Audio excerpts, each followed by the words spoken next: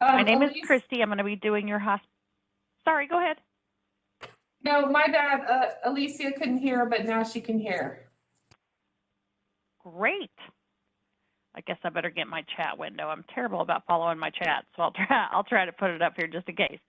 Okay. Hello, everybody. I'm Christy. I'm going to be doing your hospice training, and we today have the office staff, the intake, and the schedulers.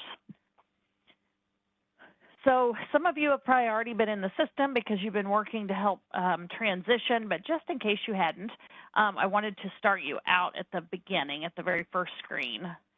So when you log into careficient.com, you'll come to the sign-in screen. You'll have an organizational code, which is LMV, as in Victor, H3106. You'll have a username, and you'll have a temporary password. When you put in your temporary password, it's going to prompt you to change your password to something that only you know. Once you change your password, if by chance you try to log in the system and you can't get in, or it's telling you you have the wrong password or username or org code or anything like that, you'll want to call your leadership team. As much as we would love to be able to help you by you calling the support line, because there's no way for us to identify who you are, from a HIPAA regulation standpoint, we won't be able to reset your password for you or help you with your username. So be sure and call your leadership for information with difficulty getting logged in. Once you log in and you sign and you change your password to something that you know, it's going to take you into this screen. What this screen is we call this our home page, and it's our home page because for the people who work out in the field, or for anyone who is having items plotted on their calendar, whether they be schedules to see patients, or if you guys are going to plot meetings, things like that, this is your schedule. Now, right now I'm in here as Christy myself through Careficient. So I'm going to start out at the unscheduled calendar. But if I was in here logged in as one of you guys, it would say calendar 4, it would have your name, and then if you had anything that you needed done on your calendar, whether it be a meeting or whatever, it would be on there. So the other thing to see is this unscheduled. So some of you are going to be being schedulers. Some of you will probably be managing this unscheduled link. Even though when we admit a patient, and I'm going to show you how to do that today, and we go schedule their initial visits, somebody will want to keep track of this unscheduled piece to make sure that we didn't miss accidentally not getting a visit attached to an associate.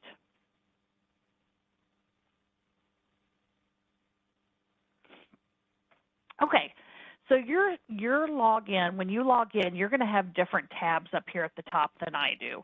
And it's all going to be depending on your security access. So you may not have as many tabs. Most likely you won't. And the tabs that you do have, you may not have as many items under them. You will have the calendar, and you will have this left-hand side. So the first thing I want to show you how to do is to get to your patients. There's 3 ways to get to patients. The first one is if you come up here to the top to this Patients tab, and you go to Patient Encounters. Again, you're not going to have this entire list. You'll only have some of it, so it'll depend on where this sits in your list. So you want to say Patient Encounters. Careficient calls the patient chart the patient encounter. So we're going to click on Patient Encounters, and it takes us to your list of patients. Now, right now I have the list for all agencies, home health and hospice. You guys will be, let me just go to the hospice training. You guys will be, you will only be seeing your specific agency or whatever agencies that you're doing work in and working for. You'll be able to see their agencies. There we go. So if you were with Livingston Memorial Hospice, OHO, you would see OHO. When you get in here, you'll see your patient name in your first column, their certification period, the agency that they're associated with, and then really the main other category you might be looking at is this status category. So if you're looking for a patient and you can't find them, this tab that it sits on, or the choice that it sits on all the time, is active hold pending. So you may be looking for a patient to help do something that's already been discharged, or that's in bereavement, or maybe that's a non-admit. So just know that you have all these other options under here. When you do find your patient in your list, you can either run through your list, you can put in the medical record number right here, you can put in their name right here to search for them. Whichever way you do, you're just going to click on that patient's name, and it's going to take you to the chart. And we're going to talk in a minute about what pieces of the chart will pertain to you guys.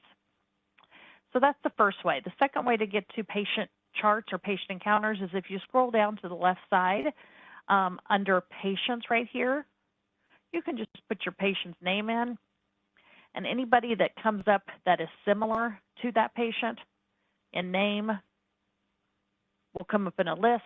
You pick from that list, and it's going to take you right to their patient chart. The third way, and this is the way that most of the clinicians are going to get to the charts, but again, it's going to depend on when you log in what you have on your calendar. But if there's a name on your calendar and that's who you want to get to, you can also just click on the visit on the calendar and look for View Patient Encounter. And that'll take you right to the patient's chart. Once we get into the patient chart, sorry, my internet is slow some days. Once we get into the patient chart, the top of the chart, oh, come on. This piece right here is considered the header. A lot of this information is not going to be filled out until the nurse does the start of care documentation and it's in a completed or an approved status. The only tabs that you guys will probably be dealing with will be the orders tab, which we're going to talk about. You may or may not be dealing with the payers tab. Not sure if you guys will be adding the payers, but I'm going to show you that just in case. And then you might be dealing with the service note tab, like if you want to look and see if a visit has been completed. One of the places that you can go see it is on the service note tab. What is up with my internet?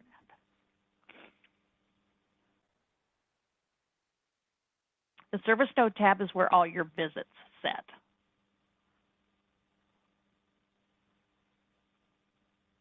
Hold on, let me check my internet real quick. I'm so sorry about this. See if I'm hooked up to the right one. Yep. Okay. So what we're going to do today is we're going to start with intake by putting a new referral into the system.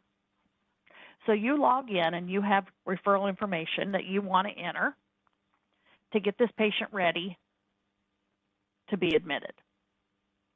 You're just going to go to this Patients tab, and you'll have a link that says Add Referral/Patient.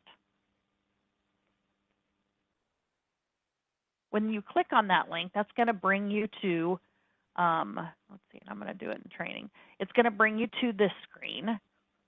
Because your login is associated with only certain agencies, you're not going to get all of this unless you're helping with all of these agencies. So I got all of them because I'm associated with all of them. But if you're working specifically for the Hospice CHO, you'll only get that and you won't have to pick from a list. I'm going to do this in the hospice training environment. If you're associated with just hospice, then your agency type here that's going to come up is just going to be hospice. If you are associated with a hospice and a home health, then you'll have to select which one that you want this to come up as. Next, you'll go to your referral source. You can either start typing your referral source here, and it'll bring up the referral sources, or you can click here and put Find Referral Source, put in the name, either the last name if it's a private person, the name of the business. Because I don't know any of your referral sources, I'm just going to click search and it's going to bring all of them up for me. So I'm just going to grab one. Oops, wrong. Let's do that. Once I find it, I'm just going to click Save.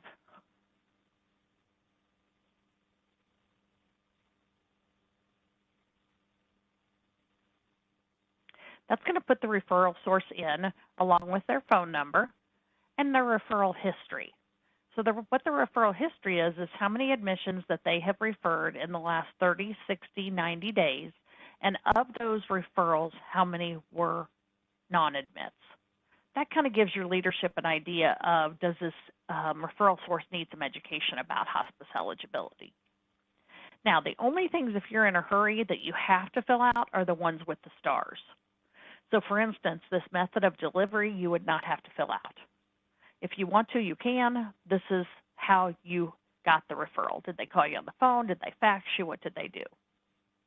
This next piece here, this referral source contact, this is if there is a referral source contact or a contact person at that referral that you go through that does all of the referrals. So a lot of times when you're dealing with a facility, or at least back when I used to practice, when I was dealing with a facility, they had what we always called a gatekeeper that managed all of their referrals. And so because that would be the person I would be talking to about referrals, I would put that information in here.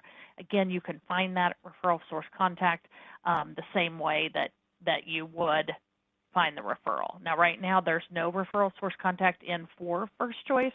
Otherwise, they would have come up and it wouldn't have had add referral.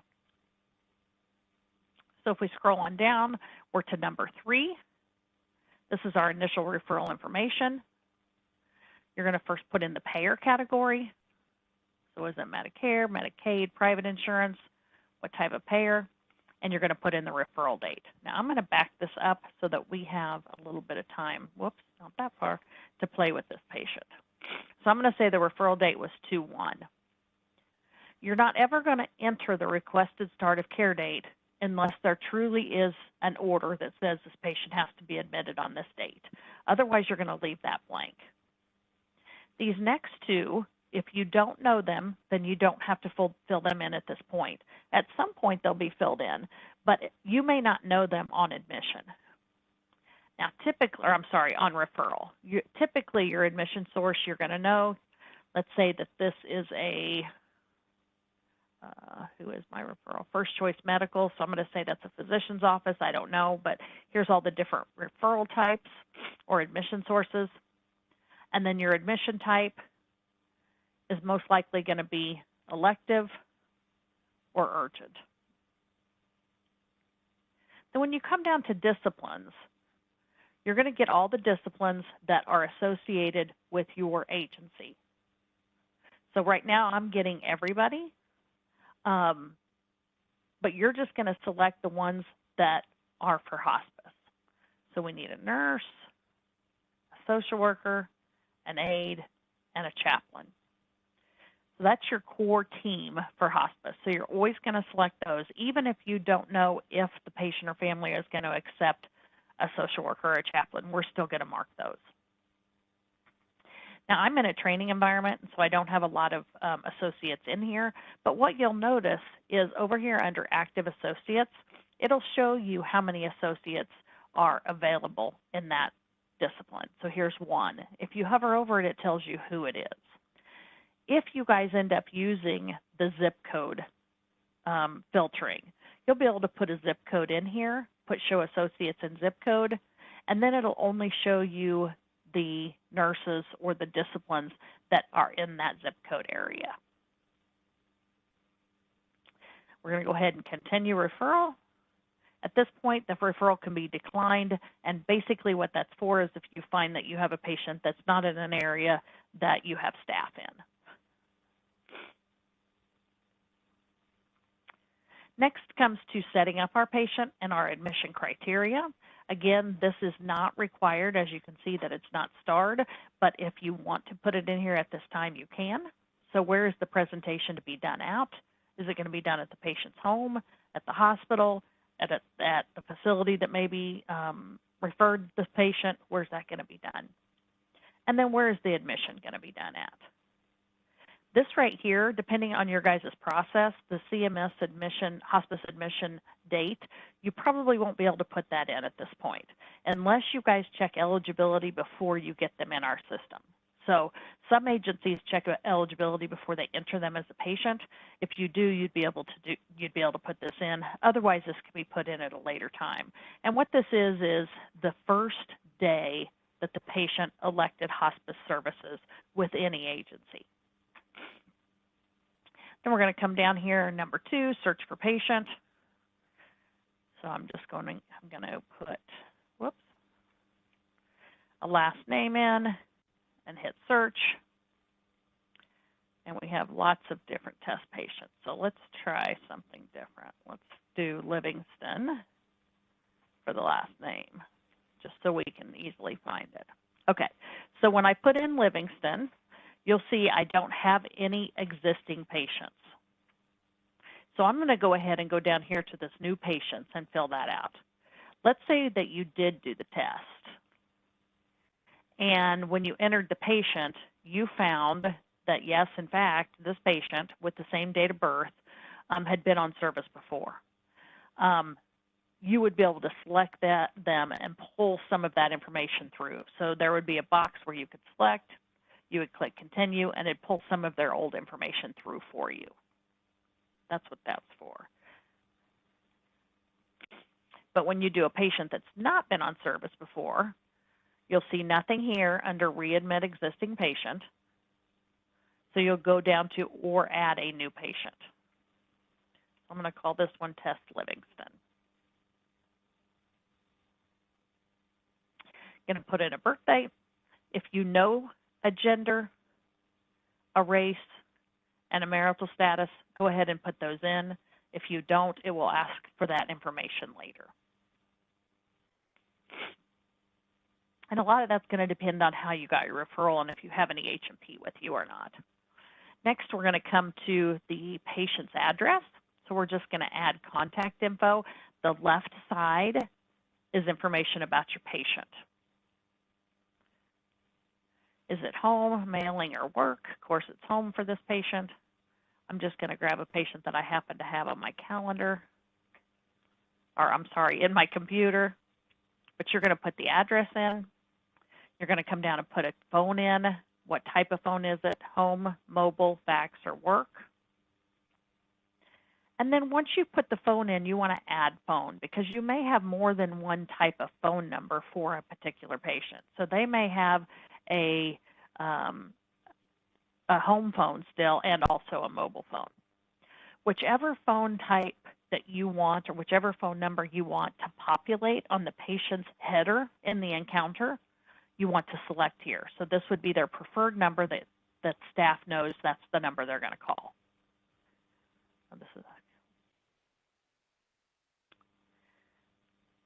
So that's the left-hand side of the contact page. The right-hand side of the contact page, you may have this information, you may not. Again, it's going to depend on how you got your referral. So we're going to add patient contact. You're going to say the relationship type. So let's say this person, I put them single. So let's say they have a son. The important thing to know here, and you may not know this at this point, you may only know that this is the patient's next of kin or primary caregiver. You may not know any of these. You may just know it's the son, and you may have the information about the son. Whatever you do have, you're going to go ahead and put in.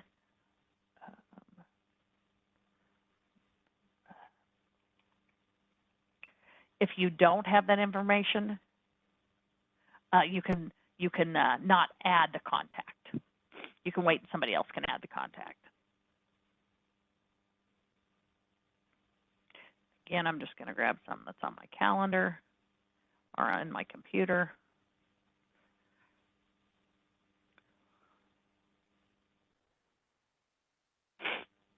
So this would be the patient's contact if you have it. If not, you're going to skip that because we'll get that information later. And this is where the patient lives.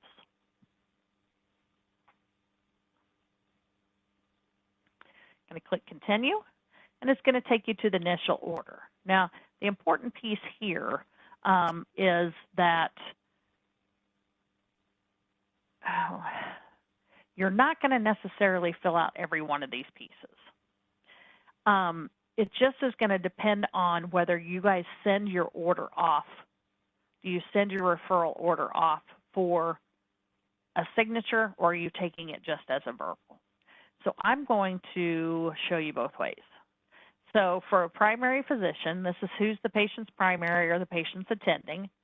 You're going to click on Find Physician. If you know the physician's name, you can type it in there and it'll find it. If not, you're going to click Search, and it'll bring up all the physicians.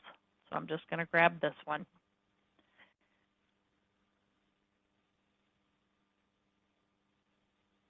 It's going to ask you the physician type. So is this physician that you put in here the patient's attending or primary care physician, which are really the same, depending on what they call them in your area? Is it the certifying physician, meaning it's your medical director, or is it a referring physician? And a lot of times you guys will get referrals from a referring physician, so like a hospitalist. So you can put that in here as your initial physician order. So let's say that this doctor is the referring doctor because he's the hospitalist. Again, you're going to leave this requested start of care date blank unless they truly say this patient has to be admitted on a certain date. Under physician orders, we're just going to put admit to hospice unless there's a certain verbiage that your agency has asked you to put in. Now, the rest of this, if you're going to fax this specific order because you want to have your referral order signed, then you can put the rest of this information in here. But know that this information does not flow to the care plan because the nurse is going to answer all this information while she's doing the start of care.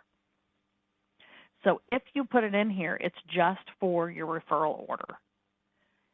You don't necessarily have to have your referral order signed by a physician, though. So it's all depending on what your agency does. And that's one thing that I forgot when I met with your leadership team to find out. Do I have any leadership people on here?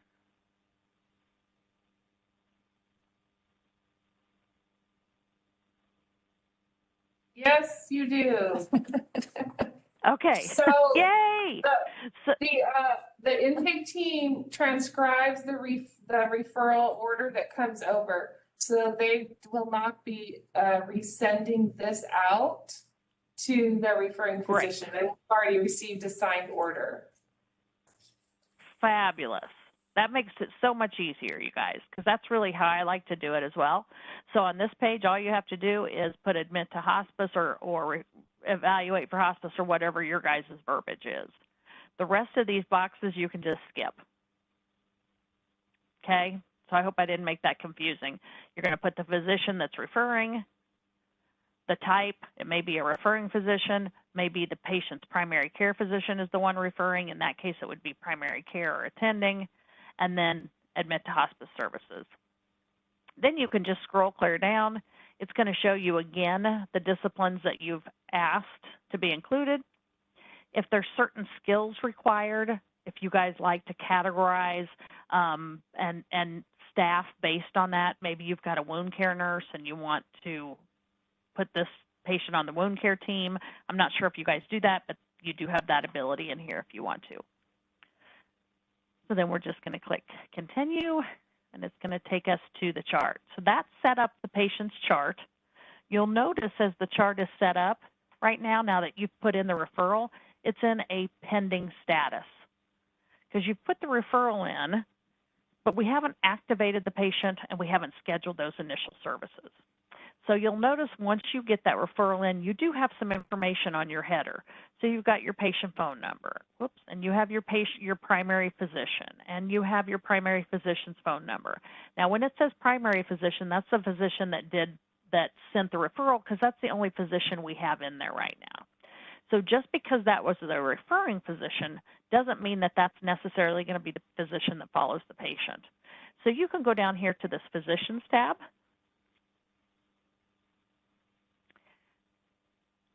And you could add a physician. So let's say that was the physician that referred, but we want to add an attending. You're going to do it in the same way. So let's just grab one of these guys. or gals.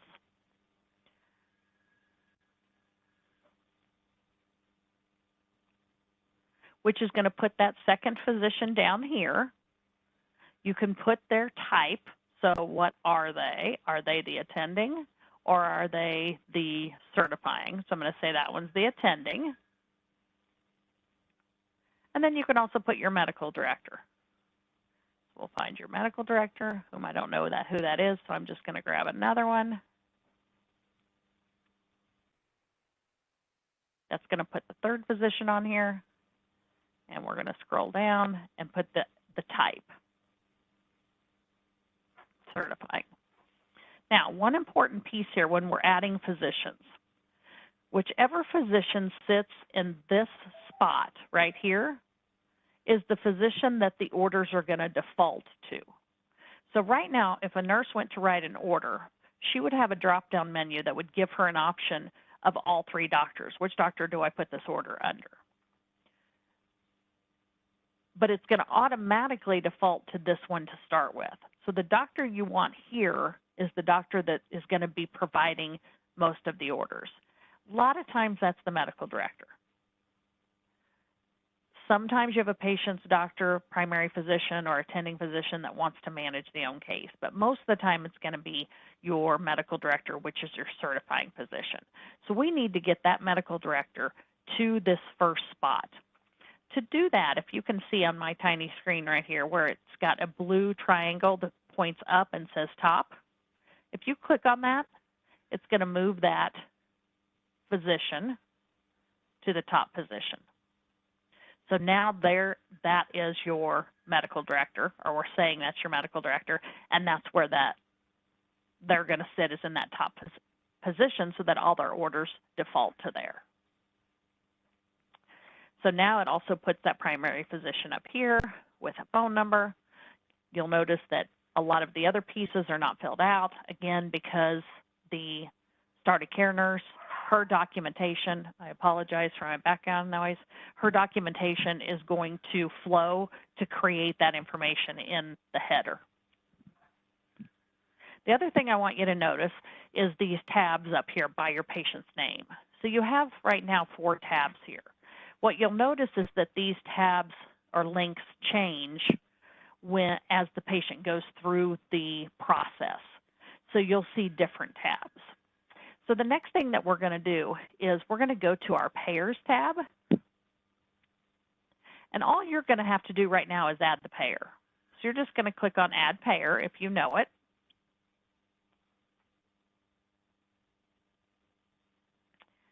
And you don't have to do anything else. You can just do Add Payer and save.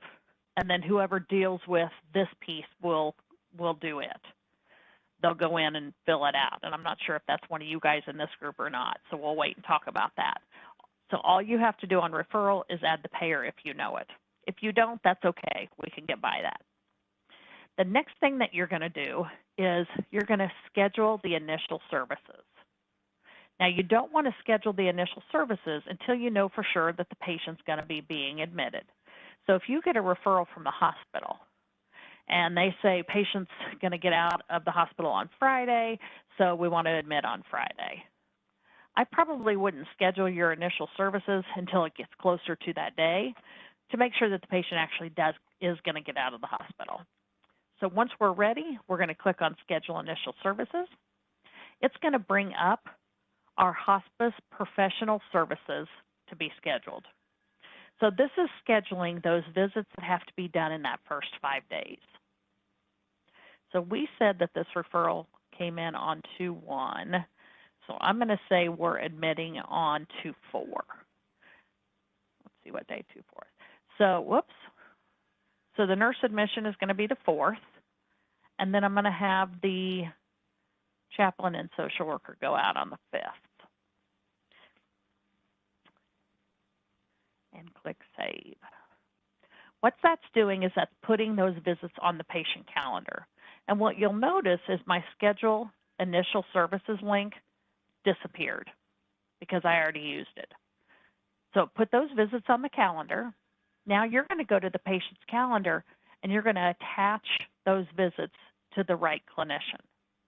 To get to the patient calendar, you're going to click on scheduling. And it took me forever for some reason to remember this, because I feel like it should say patient calendar, but it says scheduling. So we'll click on scheduling, and it takes us to the patient calendar. And we're going to back up a month because that's where we're supposed to be at. There's those visits that you just ordered, which are those initial visits that have to be done in that first 5 days. And we're going to go ahead and schedule the nurse visit. To do that, we're going to click on the nurse visit on the patient's calendar. When we do, this box opens up, and you want to click Edit. Edit lets you either change the visit type, which we don't want to change because it's an admission visit, or it lets you attach the right clinician. So right now, the only clinician in here, because we're in the training environment, is clinical trainer. And it shows the clinical trainer's not a match. Well, that just means my HR file isn't ready yet. So if we click on this override availability check up here, it'll open me up so that I can go ahead and be assigned that visit. I'm going to click on my name and click Save. That assigns it to clinical trainer. Then we can go to the next discipline. So if you go over here to choose discipline, go to social worker, nobody's in there, and go to chaplain, probably nobody's in there. And I'm sure that's because this is a training environment. So for right now, we'll settle with that, but you would schedule these in the same fashion that we scheduled the nurse. Okay? So now we're going to go back to the patient's chart. To get to the patient's chart, we're going to click on the patient's name up here on the top where it says patient information. And it takes us back to the patient's chart. Now, once we know that the patient is definitely going to be admitted, so we schedule that initial visit, maybe the day before or the day of, and we know the nurse is headed out to do the visit, we're going to activate the patient. It's always best to activate the patient in the office. If you don't get the patient activated, it's not that the nurse can't do it out in the field, but what we know is that a lot of times the nurse doesn't necessarily know what election period the patient's coming to you in. And so it's important that we know that election period. So when you click on, let me start back over, when you click on Activate Patient, it's going to put in your verbal start of care date, which was the date you scheduled the visit on the calendar, and you're going to put in the start of care date, which is the same date, because that's the date the nurse is going out to do the admission. It's going to pull through your information about the address, the admission source, the admission type, and you're just going to answer the level of care and the election period. So what period are they coming to you in? Is this the first time they've been in hospice, or are they in their fourth election period or benefit period? And then you'll click Save. That puts your patient in an active status. Any questions? That's the intake piece. Any questions about that? No. I have a question. Okay. And I'm going to, yes, ma'am. I have a question. Oh, thank you. On the election period, if they've been with us for, say, 3 or 4 election periods, how do we determine which number they're at? Is there somewhere we can see that? There is. My question to you guys would be for your agency, because again, everybody does this differently. For your agency, is that something that somebody else does and lets you know, or can you go look at the eligibility report? And the intake department does that when they start the referral. Okay, so the insurance perfect. girls are looking it up right away. Perfect. So I'm going to take you over to one of your live patients because my test patient won't tell you anything. But let's go look at one of your live patients. So you're going to go, when you go to this Payers tab and you add the payer, first thing I want to tell you is when you add the payer, I'm not going to add another one, but I'll show you here. When you, no, I can't do that. Let me go back to my patient.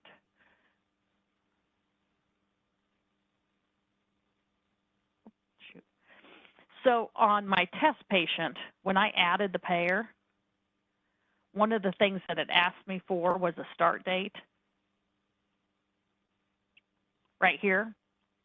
This date doesn't necessarily have to be when they first got their insurance, unless they're switching insurances while they're on hospice.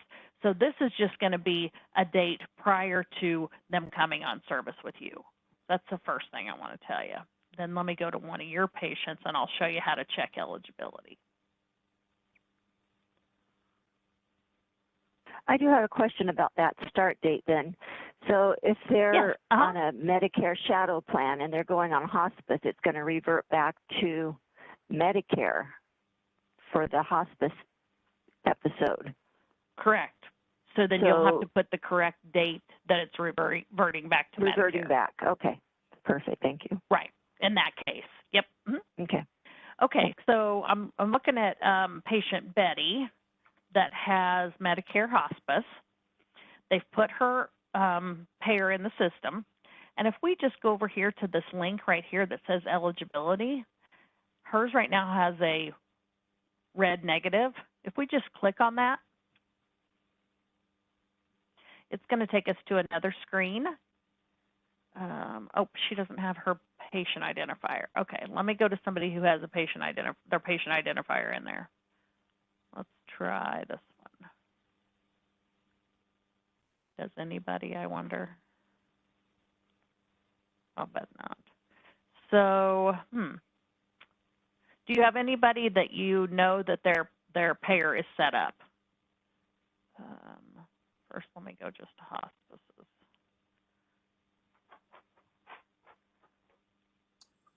So Christy, this is Jamie. Hi. This is interesting that we're finding that we don't have that identifier that you're saying. I don't know if Amber Ross is on this call or not, but she's been the one who's been transitioning our patients into here. So this is, if we've missed this, this is good to find out now. But Yes, I also, it is. yeah. So whatever piece we're not doing, we'll need to figure that out. But the other, I had a quick question. When you're talking about what you choose is the type of patient, and you said most of the time you'll choose elective, but you could choose urgent.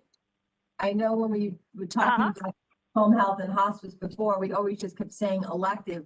What would be why would you ever choose urgent?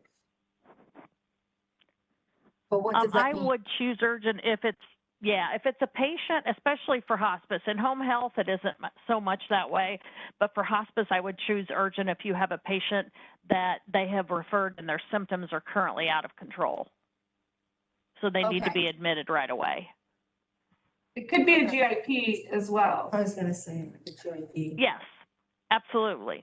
Yep. Because I mean, okay, we're gonna process it as quickly as we can, but is it more like for tracking purposes that you would? No, use it, or? no, it's really just for you guys. Yep, just for you guys, so that it alerts people that, hey, this is an urgent admission. Okay, thank you. You're welcome. Do you guys have access to your other system so we can get one of these patients' Medicare numbers so I can show you how this piece works? Yeah. Perfect. You just tell me what patient. Let me open it up. Okay, no rush.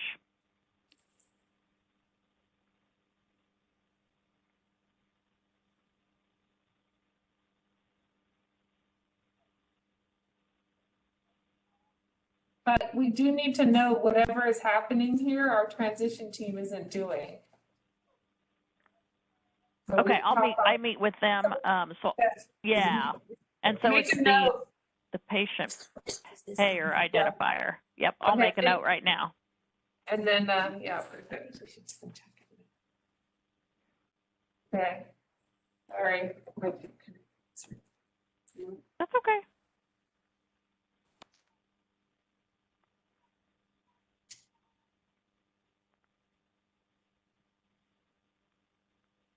I feel like it's a movie and I'm waiting for it to load before the criminal comes in with the gun. Buffering. It's like, That's hurry, how hurry, I've been hurry. feeling too this morning. I'm telling you the details. Every and time I'm gonna escape. Yeah. Yes, it makes me crazy too when my internet's slow when I have people that are watching me.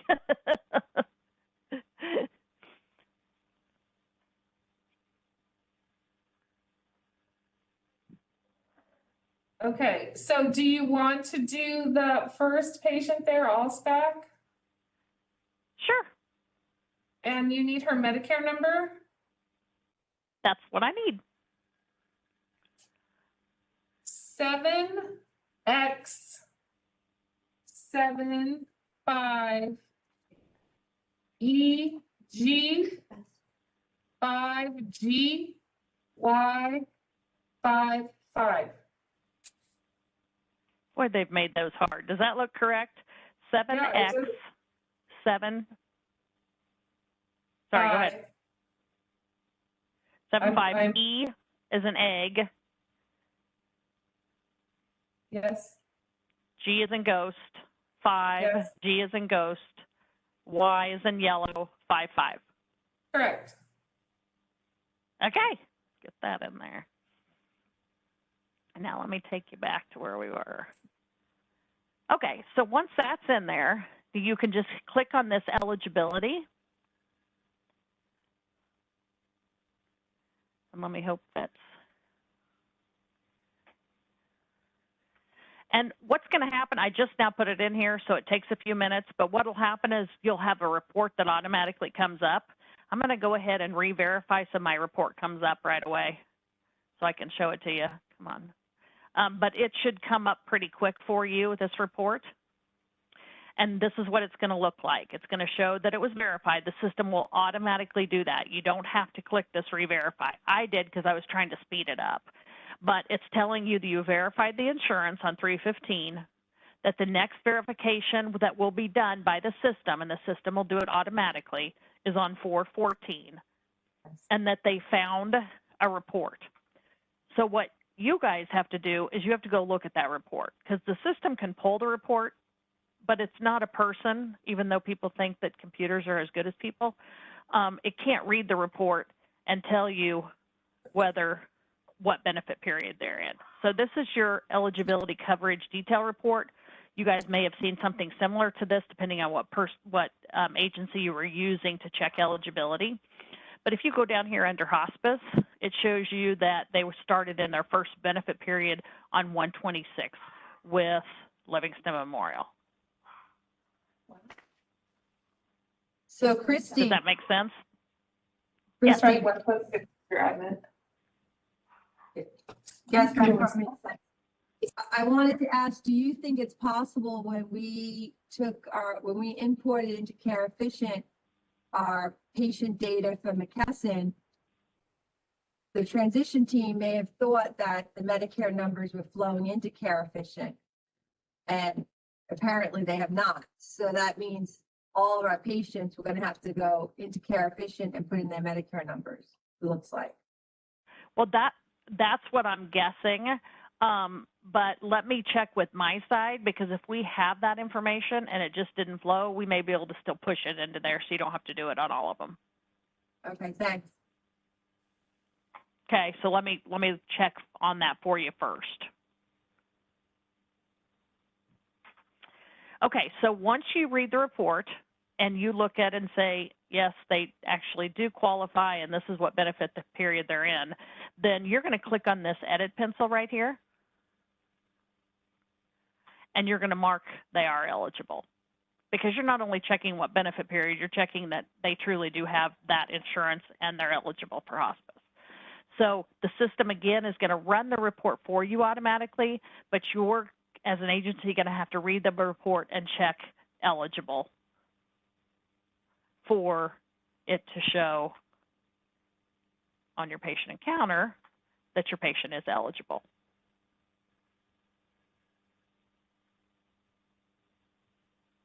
Did that make sense? So then you guys, if you guys are the ones that will still be doing this, or maybe it's the next team that'll do it. So in a month from now, the system's automatically going to run this Medicare eligibility again, and whoever's responsible, it's going to send a work basket item to them to say, hey, you need to go check Medicare eligibility. They'll come to that patient, they'll see the report, they'll open the report, read it, and then mark it.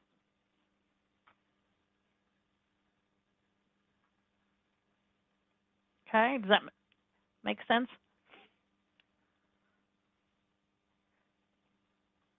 Other questions so far? So Christy, I have a question on that. So that put a calendar item for a month from today to recheck eligibility.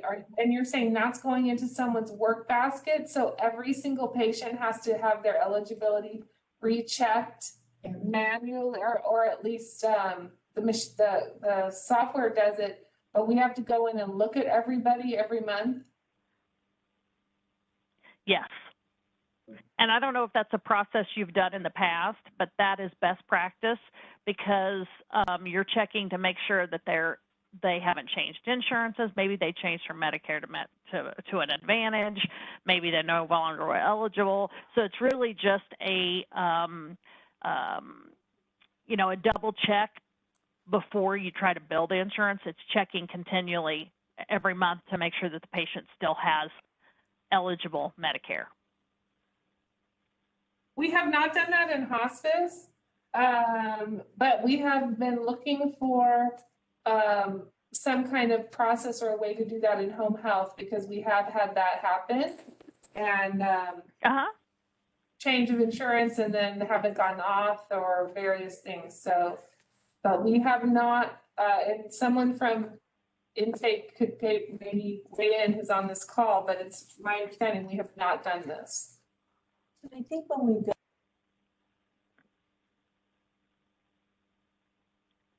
go. I'm sorry, what was that? Someone saying that in the billing process, that if the billing doesn't go through, that's sort of a default check. But I don't think we have anyone from billing on this call, so we'll have to look at this. Yeah, and a lot of times it is a billing functionality once it's past the intake piece and you've checked that initial Medicare eligibility or whatever your payer is. A lot of times then it goes to somebody in the billing department to do that monthly check. Now maybe you guys are an agency that hasn't done that and you've just waited and to see if it was denied when it was billed. There are agencies out there that do that. What we wanted to make sure was that you didn't care for a patient for 90 days to find out that they lost their insurance 60 days ago. And so that's why our system is set up the way that it is. But again, it may be, and I can check with one of the leadership people to see if there's somebody in your billing department that actually takes care of that piece. Because billing is not my side either. I apologize. So Christy, this is Jamie. In the home health side, this has been a big issue. So I was very happy that your system will run the report, but then we need to designate a person to check. Because like you said, it runs the report, but someone needs to read it to tell you. And we talked to Craig Jones about that when this language first came up, and now I understand it. But I don't think it's going to be intake who checks it monthly. We'll have to decide our process on that. But we definitely need to stop the process of finding out after we drop a claim and it gets rejected that that's the person's insurance change notification. Because as you know, it's a tremendous amount of work to then convert the chart to whatever payer it is. Yeah. Quick question, Christy, is this a report that's run so it's easy to look at, or do you go in individually to every single patient? Or can it's you going to be run run for each it's going to be run for each patient, and it's going to be run based on their so right now, because you're bringing them all into the system on 4/1, they're all going to be coming up. They're all going to be coming up again at the same time, depending on when you run the eligibility. But typically, it's not that difficult because you check eligibility when you admit them, and then it's going to be every month from then on. But I mean, the system automatically. But can the system give you like a spreadsheet of all the patient's names and if something changed? Or am I going to go in manually to each patient and look them up? You're going to go manually to each patient because you're going to look at the report. So the system is automatically going to run it, but somebody's got to go look at the report to determine when you know, whether they still qualify, what their benefit period is. You know, this would tell you if a patient, and I know it doesn't happen often, but it has happened, if a patient is on 2 hospices or maybe on a hospice and a home health. Okay. So Well, yeah, the report itself has to be interpreted. We run the report automatically, but the report itself will have to be interpreted by you guys. okay.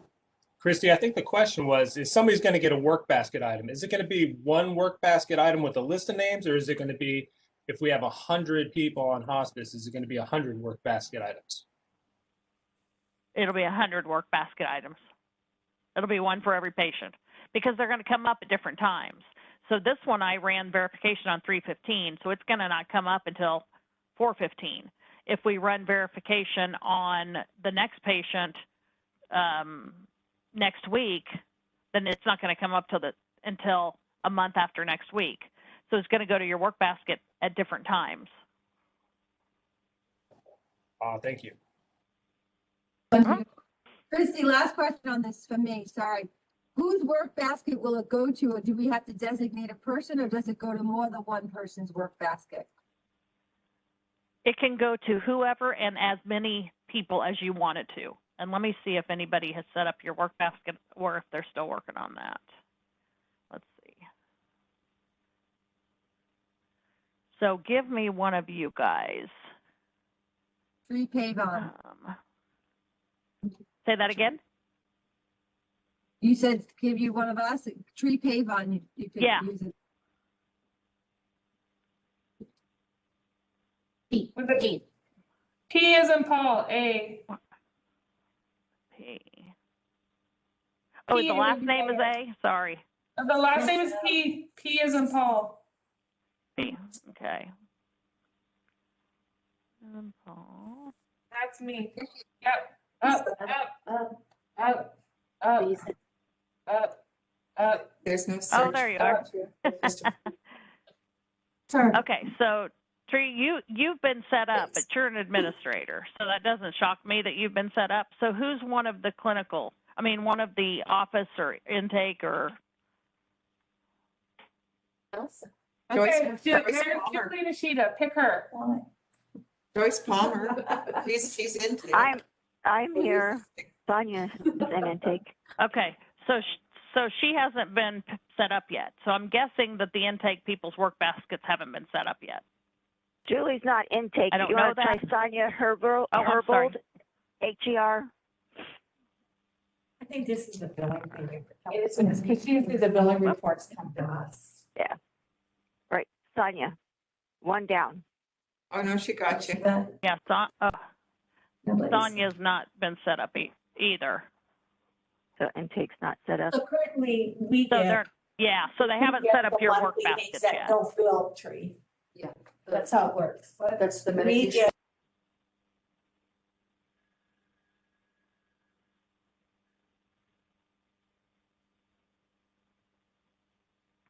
Okay.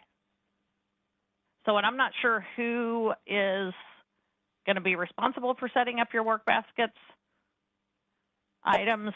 I'm making a note. HR has set up all the roles and all the other detail, and I don't know if this work basket part got left off.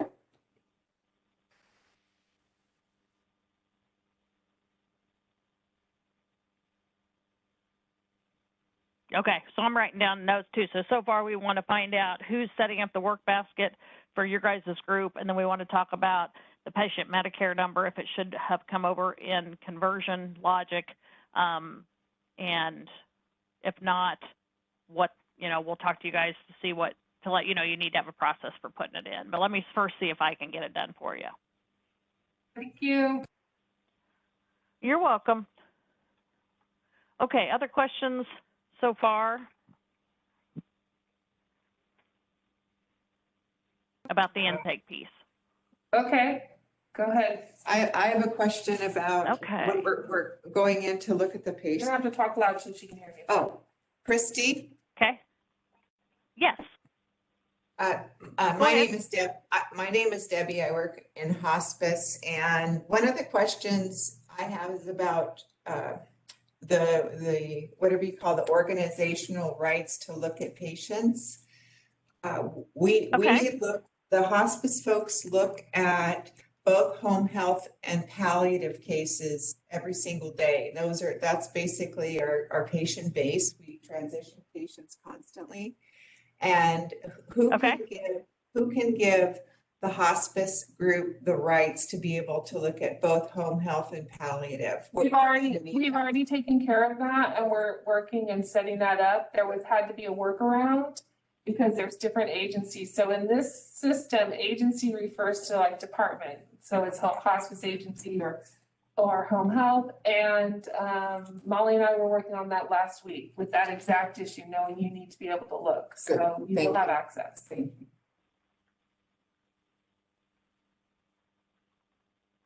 Yay, you guys are ahead of us. Sorry, I got to put me in here as a couple other disciplines so I can show you scheduling.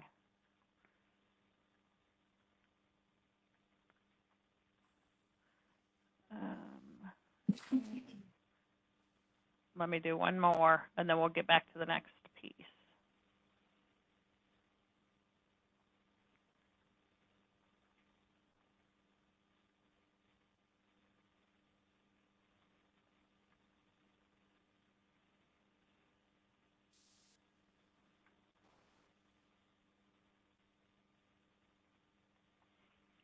Okay. Let me go back to my test patient.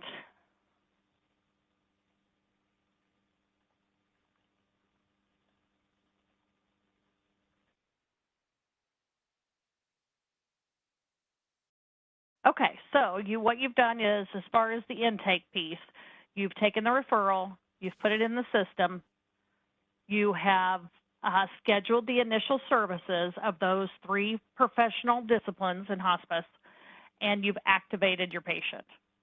So now your nurse has gone out and done the admission. And when the nurse does the admission, they're going to be doing the frequency, giving you frequency scheduling. But I want to show you guys how to do this as well, just in case at some point you also have to do it. So right now, how we have it set up and how I've done training with your professional staffs is that they're going to go in and they're going to put their frequency orders on the care plan. That's going to make those frequency orders go to the patient's calendar, and then you guys are just going to schedule those and attach them to the right associates. But just in case they change that and you guys end up doing the frequency scheduling as well, I wanted to show it to you. So I guess I went in here too quick, so I apologize. So that's why you're seeing this. You may or may not do it. You may do it all the time, and you may do it part of the time. When you scheduled your initial services, all you had to do was go to the scheduling link, which took you to the calendar. You could attach those visits to the right associate. But then for the remainder of the frequencies, those have to go on the care plan. So we're going to come down here underneath the orders tab to the care plan, and we're going to go clear to the right to the edit pencil. When we click on the edit pencil, it's going to open up the care plan, where you are going to not worry about any of this. You're just going to scroll down to where the calendars are. Again, this has already been taught to it hasn't been. It's going to be taught to the professional staff, but just in case you guys end up doing it. So this is where the scheduling is. These 3 calendars and this side do not show up on the plan of care. They're just for a visual for you guys.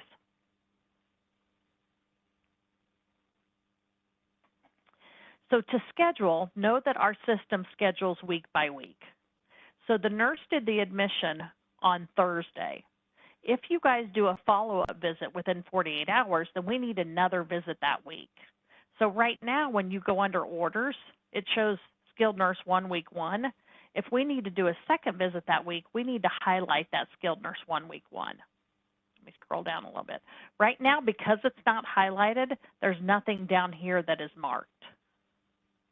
But if we highlight it, it's going to show us what currently is scheduled, and that's that admission visit.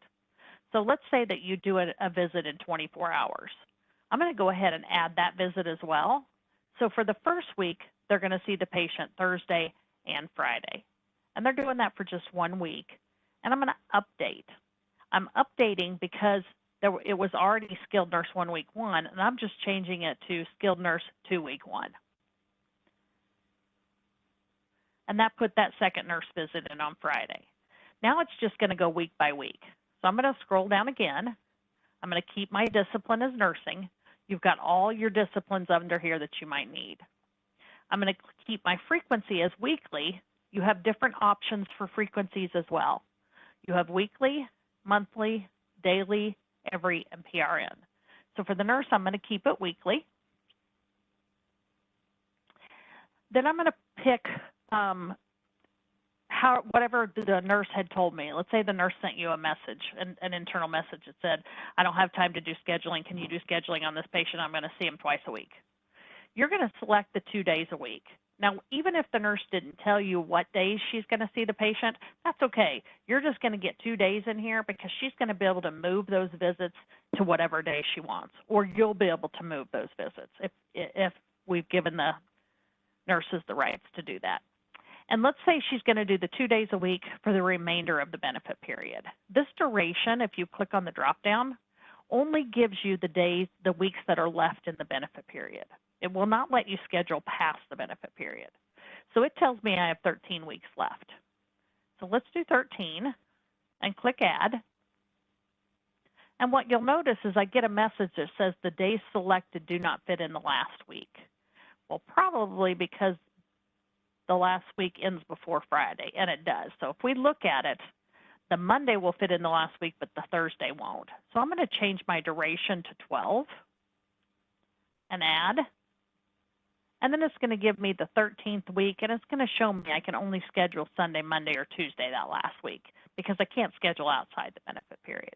So I'll do Monday for that week 1. Then if you give your nurses PRNs, you're going to go back to your discipline, go to your MSW. I'm sorry, that's wrong. I'm thinking ahead. You're going to go back to your discipline, leave it on skilled nurse. You're going to go to your frequency, go PRN, and you're going to put your PRN amount in here. Then, of course, once your social worker goes out and they do their initial visit, they'll do the same thing. I'm going to teach them how to go in and do their scheduling. So for them, it would be social worker. Their frequency typically is monthly. And this is how many times a month. So your options are 1, 2, or 3, because if you go 4 times a month, you're going to be going weekly. So we're just going to say the social worker is going 1 time a month for the duration of 2 more months. In this case, because it's monthly, it's going to ask you to put a date in between 2/7 and 3/8. So we'll do that. And a date in between 3/9 and 4/7. Now, because you're scheduling it monthly, let's go here. The clinician will be able to move that anywhere in that month. So you can pick whatever days you want, and the clinician can move it. And you're just going to click add. You'd do the same thing if you were giving them PRNs.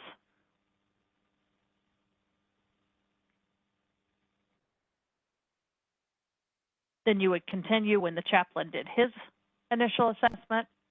He or she would let you know. You would go in and schedule for them. Whenever you're done with your scheduling, you're going to go clear to the bottom, and you're going to click on the schedule discipline. This is what I'm teaching your staff to do for themselves. And when they click on that schedule discipline, it's going to put the visits on the calendar. So what you will do is you'll be assigning the visits to the right associates. So let's say that they're going to take care of all of that, even though I've shown that to you. They're going to take care of all of that. And then all you're going to have to do is go to the patient calendar and assign all the visits. I want to show you how to assign your visits in different ways. So when I assigned the initial visit, I just clicked on the visit and clicked edit, and I assigned it that way. But you don't want to have to assign each one separate. You want to be able to do them all together. So if your nurse is going to be the same nurse every time, you can just go over here and find the nurse that's going to take care of this patient. Go clear to the right to the calendar with the green plus. Click on that calendar with the green plus. It's going to bring up all the visits that were scheduled.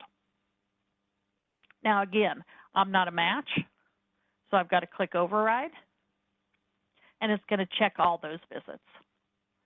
And I'll just click save, and it's going to schedule all those visits to me.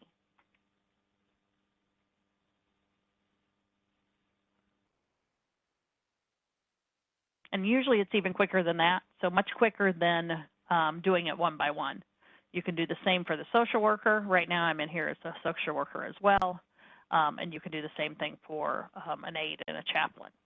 Now, one of the things on the nurse, and I think it'll be you guys, the schedulers, that are doing this, when your patient is admitted and you first do that scheduling, to me, this is the best time to go in and schedule that recert visit, because your nurses, even though they know when their research should be, sometimes they get busy and they forget what visit type they're doing. So we're going to schedule that research visit so that if they forget, the system's going to tell them.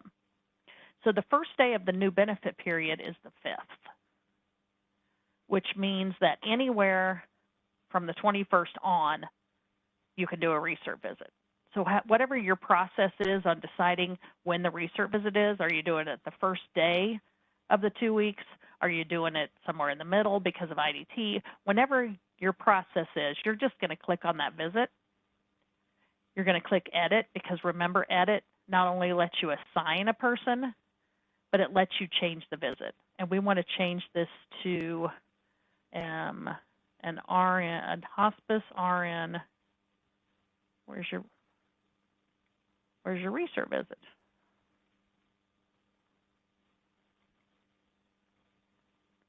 I must not have assigned it to myself, because I know you have one. So there'll be a hospice RN research visit. And I believe it says research or change in level of care. It's right there in the middle. So it was right in the middle. That looked like it was a home health one. Did I read that wrong? Let me make sure I assigned it to clinical trainer. I may have missed it.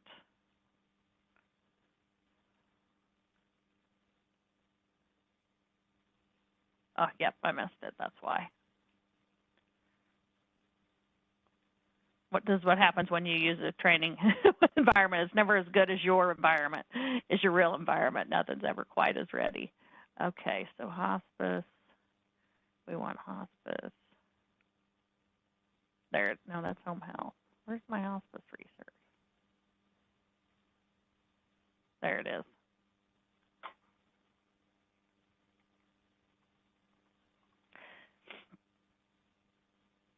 So you guys are already all set up. The only reason I have to do this on clinical trainer is because I'm in here as multiple disciplines. So I don't want you to worry that yours won't be. So when you're in here, well, not you guys, but when the nurses are in here, they're set up as a nurse. So they'll be able to get all the hospice nursing options. I'm set up in here as multiple disciplines, so I have to do mine a little bit different. Okay. So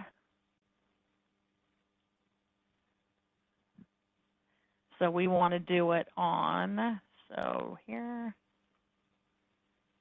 we'll do it on the 15th. I'm going to click edit, and I should now be able to get the hospice research. Well, it's still not there. What did I not do? Anyway, I apologize, but it will be there. It's just this. You also, I'm not sure that you'll be getting the home health options. Again, I'm in here as as multiple things, and so that's why I'm getting home health. So yours should say HO for hospice, and then you'll have different RN and LPN service codes. So that's assigning visits. If you want to unassign, let's say that I assigned all these to clinical trainer and then I realize, oh, she's not the one that's taken that patient. You can go back here again and same functionality, go just to the right of clinical trainer to the calendar with the orange minus or red minus, click on it. It's going to bring up all the visits to unschedule, and you'll click on save and it'll unschedule all of them. Then if you have, let's say for instance, you have a patient that's going to have an RN and an LPN. And the RN is going to, yes? Christy, on the unschedule. So I think what's going to happen most of the time is that initially they'll go in and schedule the same case manager to all of those visits. But then day to day, they'll move visits around. So on that schedule, on the orange calendar, the far one on the right, can you just unschedule one of all of those visits? Could you just show that really quick? You can. Yep. That's what's going to happen most of the time. Okay. Let me get them rescheduled, and I'll show you how to do that. And then I want to show you, I know we don't have very long, but I also want to show you how to move a group of patients. Okay, so this is like if the case manager is scheduled to all of them, but you have one day that you're going to schedule to somebody else. You're just going to go to that day, click on the visit, click edit, and you'll have your whole list of staff here if I wasn't in the training environment, and you could just pick whatever other staff person and save, so that they'll all be on there. Let me take you to one of your patients.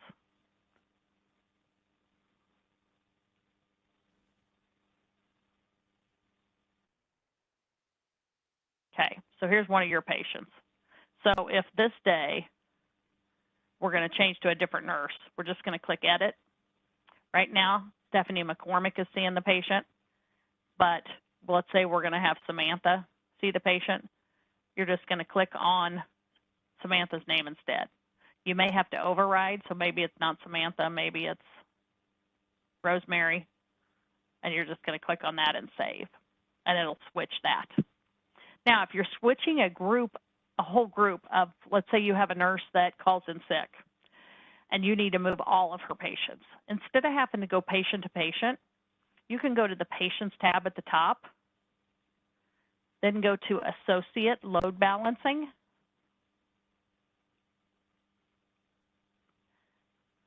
and you'll be on that day that you're in. Let me get up to the,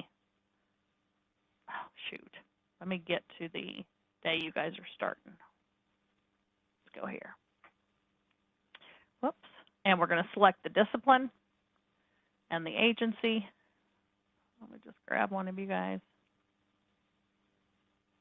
Nobody. Check this agency. Okay. So once you select the discipline, you select your agency. This is the week, or this is the day that somebody's called in sick. This is all your nurses through here. So let's say that Stephanie calls in sick. You can just pick up her visits and move them wherever you want.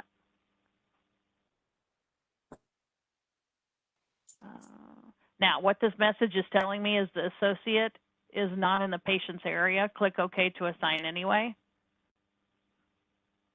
I say OK, it'll assign it anyway. You can just move all her visits wherever you want them to. Now I better put this one back. So it's just an easy way to move visits if somebody calls in sick. But this, Christy, we could also do it this way.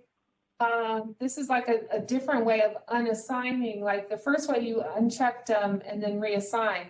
But couldn't you go straight to here? Let's say Stephanie's like, okay, I want Jessica, who's to the right, to see Betty Allspack today. And then I'm going to go do the other two. You can just drag and drop here. You could. That is correct. This would be a quick way to do the daily schedule, I think, rather than going to each person and then checking. Yes, you could do it that way as well. Another thing that I want to show you is that you guys may get asked if you need to print a calendar. I'm sorry, does somebody have a question since we don't have a long time? I'll let you ask your questions first. We weren't muted, I'm sorry. That's okay. If you want to print calendars, so somebody asks you, a staff person, or wants you to print a calendar for them or for a patient, you can go to Patients, Schedule Details Listing. I want to make sure I'm in the right place. Yes. So then you can do an associate calendar, which would give them a calendar, a separate calendar for themselves for every patient. You can give them an associate calendar for themselves that have all their patients on it, and then you can do a patient calendar. So if I wanted to do a patient calendar for 4/1 through 4/30, and let's say I only want to do one patient. Let's say you can do them all at one time if you want to, or you can just do the one. Then you're just going to click Export, and it's going to create a calendar. This would be assigned. This one doesn't have any assigned, and it would create the calendar for them. Okay, questions. I'm sorry, I feel like I'm rushing through now. Questions that you have?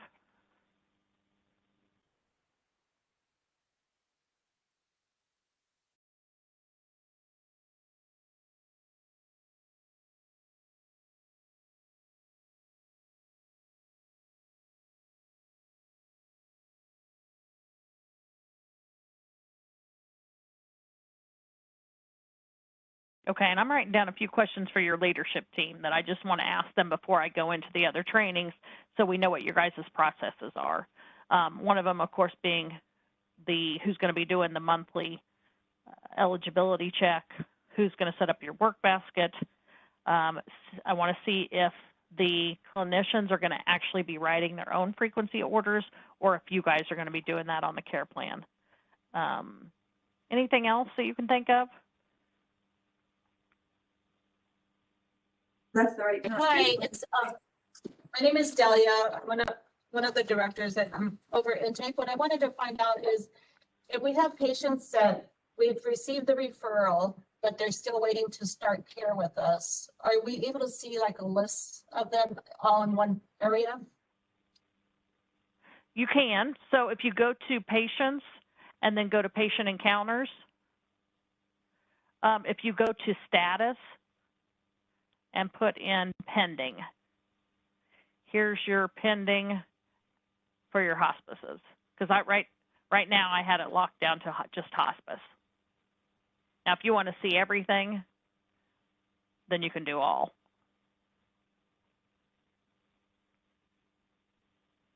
If you want to run a report of that, you can run a report of it either in a spreadsheet or a PDF. Sorry?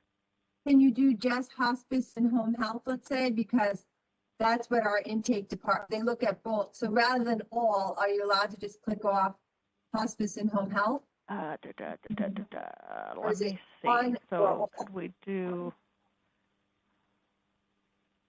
It has to do with what organizations you're associated to. So anybody in hospice and home health is not going to see caregivers. So palliative would be the only other option in there. So that wouldn't come up, and palliative you guys aren't doing. So if you're only assigned to home health and hospice, your caregivers aren't going to come up, and then you don't have any palliative. We do count. No, I think her question was, can you see? We both? do have Separate them. We do have palliative, Christy. Oh, you do? Okay. So you have palliative patient, that's right, I knew that you guys do. We don't have any in here. Oh, well, that's why, because I'm in pending. Let's see what we have under palliative. The transition. So are they through your home health? Home health. Yeah, they're through home health. They're through. Okay, got it. So they're not going to be a different agency type. They're going to be through your home health.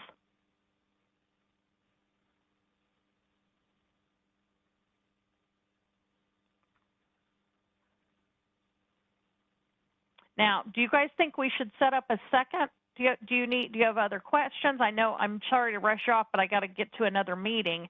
Do we need to set up another meeting for additional questions, or so that we could get some of these questions that we have answered, so you have those answered for you, and you understand your processes? Yeah, I strongly feel we're going to need to go through some things again once we identified some processes. And I don't know if we haven't added agencies for what we like. You have VIN, VIN, we have VPAL for our palliative. So that's another thing I've noted, that maybe we don't have all the agencies in because we see no palliative.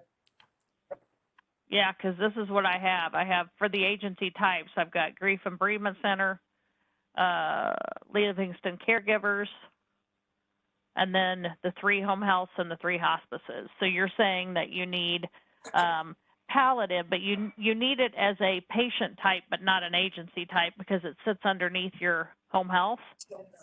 Yeah, because it's all billed through home health. So right. Yeah. So it might end up being, which we could, but you probably still want to be able to categorize those. So if I pulled up the home health, one of the home health agencies, I would want to be able to see home health patients versus palliative patients. So is that something an agency or agency type? How do we do that? We do it under agency type. So let me talk to JP. Maybe he knew that you guys had that palliative, but that's how I would set it up clinically. Is that, yes, it goes through your home health. It's going to be billed through your home health. It's going to be attached to your home health agency, but to me, your home health agency has 2 agency types. You have home health and you have palliative. And we want to be able to separate those patients so that you can come in here and look at just the palliative patients. Yes. Right. Okay. And what was the other one you said? That was it. Did you say there was another agency? Palliative was the only agency type we didn't have in here? No, it's just palliative, but we do it based on like areas. So there's Ventura palliative, Thousand Oaks palliative. Delia, please jump in because I don't know if I'm saying this right. I'm not an intake person. So would each of these home healths have a palliative with it, under it? Tree, I don't think we need to separate. I mean, unless you wanted to know palliative patients that are in the Thousand Oaks, palliative that's in Ojai, palliative that's in Ventura. Yeah, you could designate it that way, but I'm not sure how important that is. It doesn't need a palliative agency type. How are you doing it now? Well, I've been just all one, yeah. It just, no. Okay, so it sounds like we just need one under home health for the palliative. So what they do is, as far as under teams, it will say L1, L2, L3, L4, L5, L6. And that means the patient lives in team 1 and it's palliative. But that shows up on the profile. I don't know enough about when you pull a report. Does it show you that like the palliatives are in those geographical areas or not? I don't know if we need it for that. So you're driving your palliative through the team versus through the agency type. Is that what you're saying? I believe so, but this is much better. We do want an agency type to show palliative because it is hard for us now to pull that data. So definitely having it as a agency type It's just we'd have to talk. Is it important to also know if it's 1, 2, 3, 4, 5, or 6? I'm not sure. Okay. So let's table that for right now. Let me talk to my side about some of these other things. And then who's the best person for me to get back in contact with to set up something else with this team? Molly and Amber?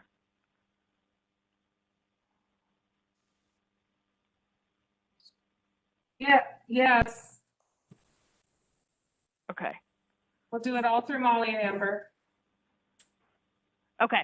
So I have a meeting right now. So as soon as I get off that meeting, I will get a hold of my team, which would be JP mainly, because he's mainly been doing the organization with you guys, and talk about some of these things. And then I'll call Molly and Amber, and we'll get these questions answered, the ones I can answer, and then get another meeting on the calendar. Christy?